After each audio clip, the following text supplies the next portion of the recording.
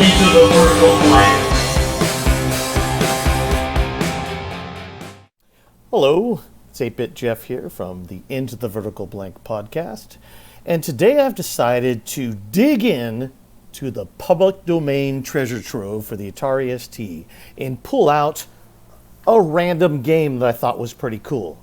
This game is called The Adventures of the Crazed Hermit. Now, what is The Adventures of the Crazed Hermit? Well, I'll tell you. First, let's take a look at the Atari Mania page.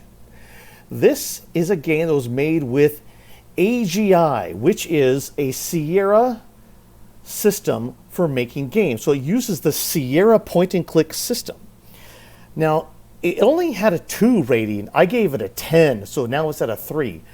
There aren't that many votes. I'm judging this game off what a dude could make on his own with this engine. Not necessarily against the rest of Atari ST software in general, because public domain software to me needs to be judged on its own, in its own realm. So it's really hard to give public domain software a grade out of 100% based on how well it uses the machine.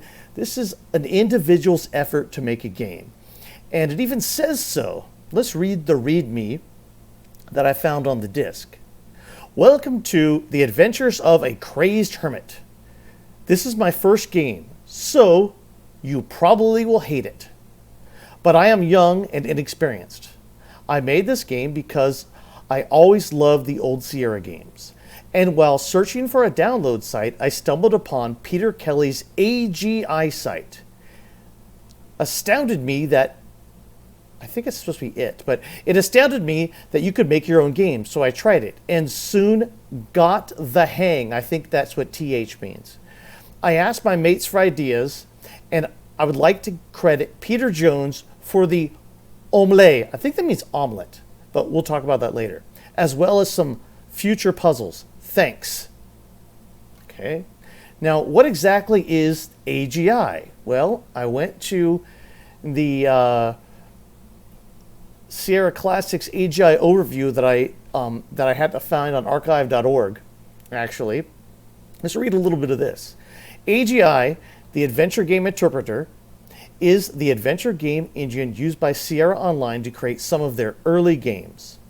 With the release of King's Quest I in the early 80s, it introduced the gaming world to the concept of a 3D graphical adventure game, where the player could move a character around the screen, behind, in front of other objects. Other commands could be typed in, just like a text adventure. A number of other games that use AGI were subsequently released, such as Space Quest 1 and 2, Police Quest 1, Leisure Suit Larry, and to name a few. The graphics were rather blocky, using a 160 by 200 resolution, which I believe is because of the graphics mode used by the IBM PC Junior, for which the interpreter was originally written. AGI used the internal speaker for sound. So on pretty much every other system, Mac, Amiga, Tandy, PC Junior, Atari ST, which isn't listed, it was capable of doing 3 voices. Here's a picture of the one of the Sierra games, King's Quest III. Since late 1996, a number of people around the world have been working together to figure out the data formats used by AGI, with the intention of being able to view and edit the data.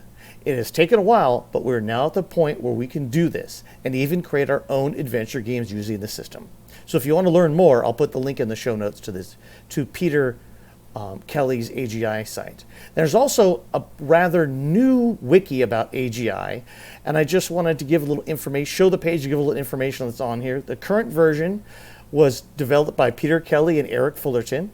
It's in 1.34 stable. There's a preview release of 1.38. It runs on Windows. It's also Wine compatible to run on Linux and a Macintosh. It's an IDE. Now, there's the introduction we'll read first, then we'll get to the game. AGI Studio, originally created by Peter Kelli, was the first fan-made development studio for AGI, and for a long time the only development suite available for AGI creation. Almost all fan-made games as of early 2006 were created with either AGI Studio or started development in AGI Studio and later migrated to other development environments. All right. That's what I have on AGI and a little bit about the game. Now, here is the game running. This is what they're going to run, exactly what I first saw when I brought up this game for the first time. Cancel. I'm running this in Steam.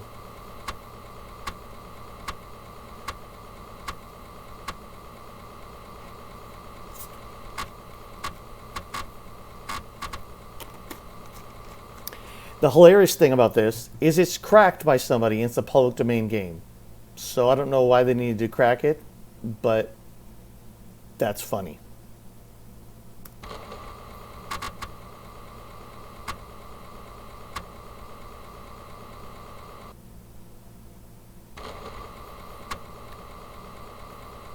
You are Earl, a famous TV omelet chef. Our story begins one fine day on a tour of South America. South Americans are very fond of omelets.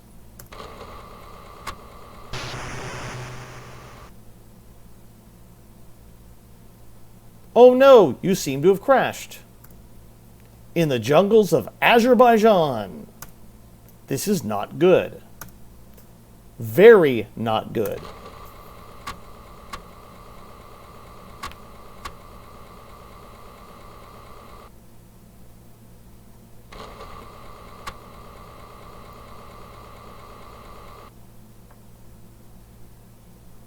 Forced to survive for many years on what you find in the jungle.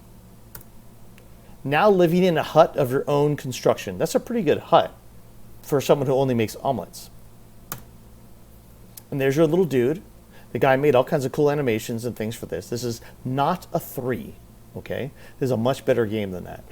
Only one thing keeps you from going back to civilization. By the way, people who gave this game a 3 have never tried to make a game themselves, okay? Anyway, especially in public domain. Only one thing keeps you from going back to civilization. And that thing is the fact that you are really quite barmy. You're a crazy old man. Now, in fact, all you can remember is your first name, what an apple is, and the entire story of William Golding's Lord of the Flies. I guess that's how he was to build things. Possibly, or kill Piggy, or use a magnifying glass, or a conch. And how to make the perfect omelet. One day, however, something weird sets into your fine omelets. And suddenly, you are sane again. No! Now you yearn for civilization. And after 8 long years in the Azerbaijan jungle, so begins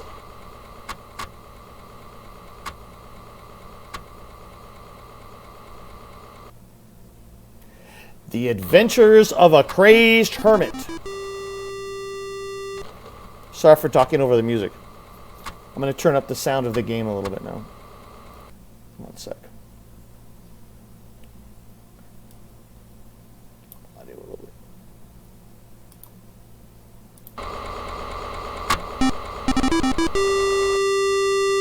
Chapter 1, The Quest for Civilization.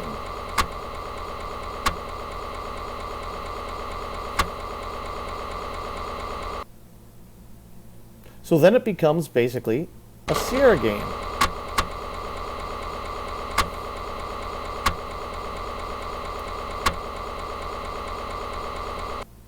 So you can walk over to, you click on the shovel, you can walk over to the shovel and you can say, look. I'm not going to play this whole game, I'm just going to demo this. You're inside your hut. Your bed looks as comfortable as ever. Enter. A shovel lies on the table. Get, not gay, but it's quite okay though. I can't type today. I'm typing directly on my laptop keyboard because I'm working with just a laptop, and it's not that easy. Okay, so there's not much on your bed. We can walk to the bed. Maybe let's go over here. Walk over here. Walk to the bed. I think I tried something like look. It says so your bed looks comfortable as comfortable as ever. I say like sleep. I don't understand sleep. Go to sleep. Okay, I tried this other thing too. Is like use bed. Sleep. See, you can't say okay. Anyway, maybe it's like climb bed. With this, we've learned this before in other Sierra adventures. That climb bed. I don't understand your quote. Okay, so I don't know about using bed. Doesn't matter because it's not really part of the game at the moment that I know about. I played this for like 15 minutes. My score still was 0 out of 0, so I'm not sure what I'm supposed to do. But this is just kind of a demo of what you can do with this system, and this guy made a pretty good game. Okay, so we're gonna walk over to close. Oops, went back inside. That's one of the kind of the problems with all Sierra games is it sort of forces you to do things you don't want to do. But that's really the engine. That's not the guy's game.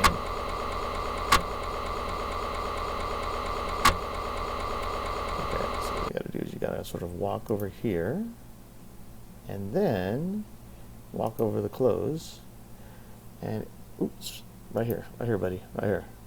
Stand right there. And you, look, it says you're in a clearing outside of your hut. It's a fine day. Okay, how about say, does it say like get, hold on a second, come back over here. Come here, buddy. Come on, crazy old man. Come here. Okay, look.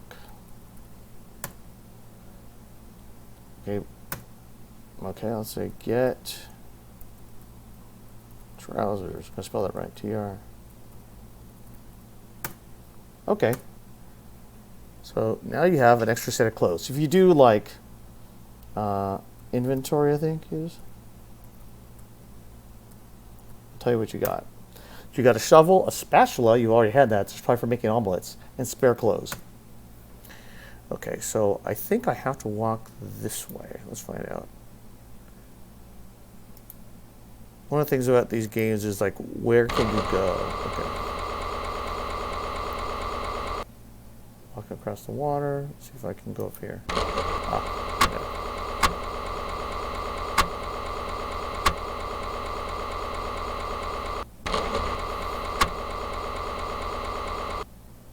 Okay, there's something over here. It's the conch shell, I think, so I can walk over here. There's no real penalty for walking through water, which is great. I love that. Look, river runs swiftly here. Conch shell lies on the bank. Get conch. Ooh. Okay, let's say use conch. Blow. Don't get any stupid ideas out there. Ooh, I blew the conch and it's working. Look, a monkey! Uh-oh, what do I need to do with the monkey? Say, hi, monkey. I don't understand hi. Okay. Maybe I'll just click on the monkey. Let's follow the monkey.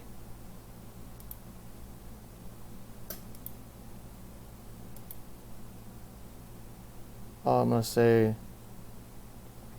look, monkey. What, where? Okay. Get monkey. You can't get that here. So what do I do with the monkey? I don't know, but I'm going to walk over here and find, I don't want to find out if he's going to hurt me or not. My score shows 0 of 0, so even blowing on the conch didn't get me a score. That sounded weird. Ooh, what's over here? Okay. I'm going to walk in this pool over here and see what happens. Walk in the pool of lava. Okay. Can I do that? Okay, so you can't walk through these sand. So you can walk through water, but you can't walk through these like odd sandbar things. Maybe. So come over here. Ah, path. Okay, let's walk in the water. Let's do the Who song. Before you walk on the water, let the money die. Sorry, I won't sing. Put your money down. That's on Odds and Sods. It's not a song that many people know from the Who. I don't even know the lyrics to it. I should have looked at that big pile of crap over there, though. Oh, do I have a shovel? I'm gonna dig.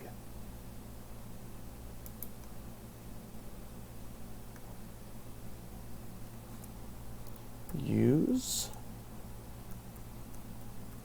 shovel. Okay. Dig. Shovel. Okay. Well, what did I find? In a grassy field, there's a hole in the ground. Look. Hole. Uh-oh. Jewel. It's a hole. Duh. There's a rope and an egg in the hole. Get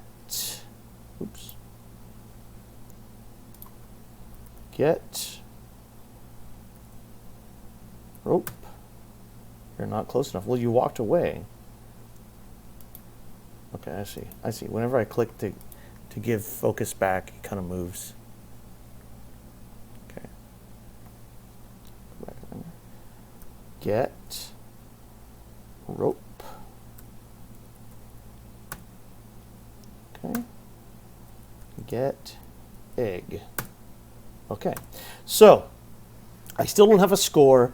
The point of this is just to show that there is a treasure trove of PD games, and I'm finding them made with AGI, and I do know that this one is on Atari Mania, because we saw it, but there may be others that aren't. And so right now there's lots of people that are doing commercial games for the ST, and since I want to make games for the ST, I'm going to be examining more PD games for the ST, and I'm going to be examining homebrew and PD games for Atari 8-bit, and also for 7800 we're going to do, because we're looking at what's the best way to make homebrew games for all these systems, especially the ones that haven't been exploited. Now for the ST, I'm planning on using STOS and some STOS extensions to make some action games and see if we can use STE things and stuff like that. But this is just quite a nice little game. It's fun. There's lots of games out there that are like this, like in app stores right now, that aren't even as good as this game. So, and I know there's games that are much better than it. But anyway, give these games a try. Don't say no. It has a 3 on a 2 on Atari Age. It's not a good game. This could be really fun. So far, I've had fun with it. And a lot of work was put into this game. So let's give props to the author. Again, let's go back through the details of this game just so we know. So, I'm going to press F12 again. Details. Go back through the hoary details of this game are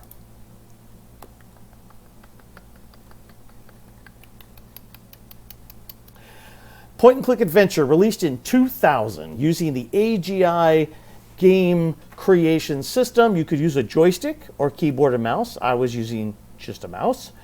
One player, works in low and high resolution. That's good to know.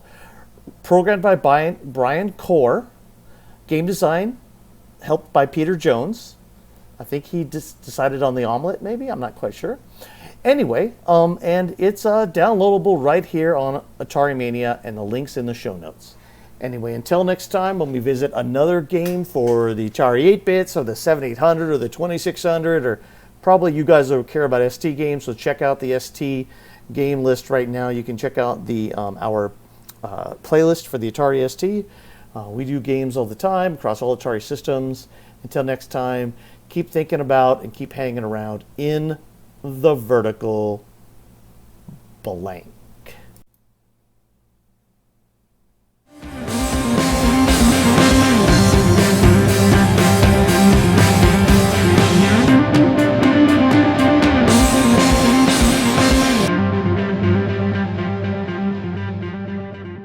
into the vertical blank. An 8-Bit Rocket Studios production.